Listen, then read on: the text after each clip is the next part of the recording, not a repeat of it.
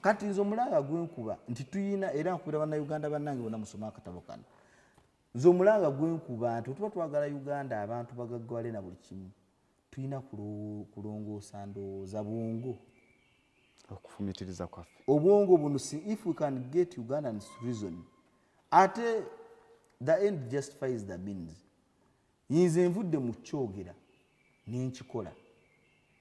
kiba kitegeeza nkifudde reality waliwo omulala akisobola kati wemba nkikozi kitegeeza kikola ki kisoboka mba kubanga njogera ebigambo bino byenjogera nga ndi mwavu omuntu yaligambye naye onaayogerera okumu nga talina nazaalya yali atuga no kituufu yes naye wemba kyeggamba n'oba toyagala kumpuliriza ne ku ebyo byenkoze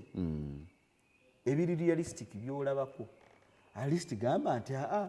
maze emyaka 4 ku nsi sifaako nennamuka nti oba nafa ku gwabiri paka gwa 3 kati nafiirwa emyaka nti obadde mulamu naye ngaobugagga bukola ki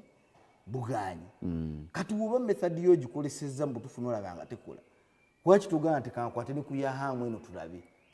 okufumitiriza kantu katono nnyo oyinza okuba nga enguudo zibadde bbiri ng'olumu lwa kolansi olulala lwa ttaka naye ng'otambulira ku lwa ttaka oti ng'omuntu alina kukoona bukonyi ku mugongo oti n'ozuukuka n'oteerera obulamu bwo buno that is the gateway to prosperity reason